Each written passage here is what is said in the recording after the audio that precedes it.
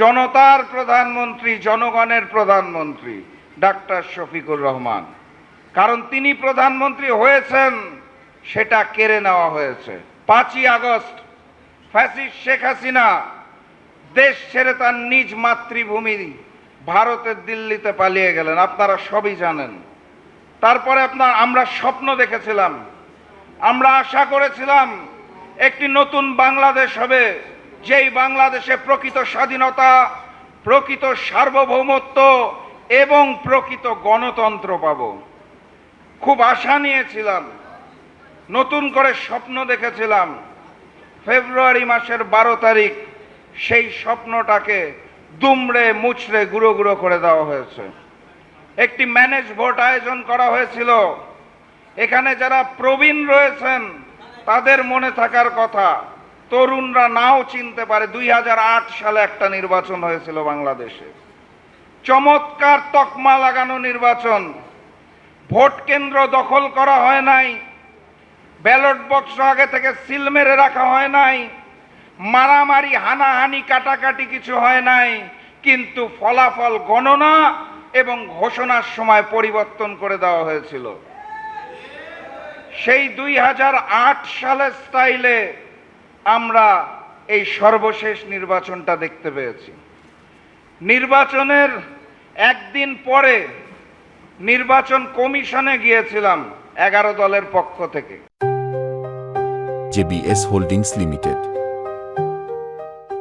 বুঝার জন্য আপনাদের অনুভূতিটা কেমন।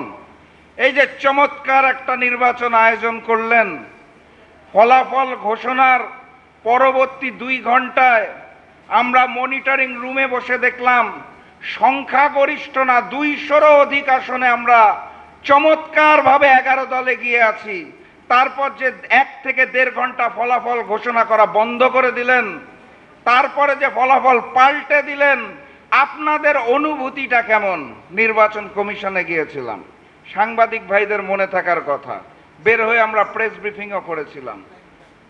তারা আমাদের উত্তর দিয়েছিল, একটা নির্বাচন হয়েছে, দেখুন যেখানে একটাও খুন হয় নাই, বড় মাপের কোনো সংঘর্ষ হয় নাই, কোনো মারামারি হয় নাই।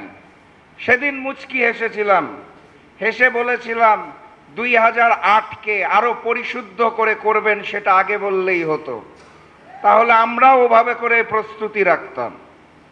তো ওনারা এটার কোনো পাল্টা জবাব দিতে পারে নাই। বাস্তবতা হচ্ছে জনগণের যে ভোটের অধিকার, ভোট প্রদান করার অধিকার দেওয়া হয়েছে, এই আঙুলের মধ্যে কালো রং লেপন করা হয়েছে, কিন্তু সেই ফলাফলটাকে ঘোষণা করা হয় নাই। সেই ফলাফল যদি ঘোষণা করা হতো তাহলে আজকের এই ব্যানারে স্পষ্ট করে লেখা থাকতো ডাক্তার শফিকুর রহমান, মাননীয় প্রধানমন্ত্রী, বাংলাদেশ সরকার।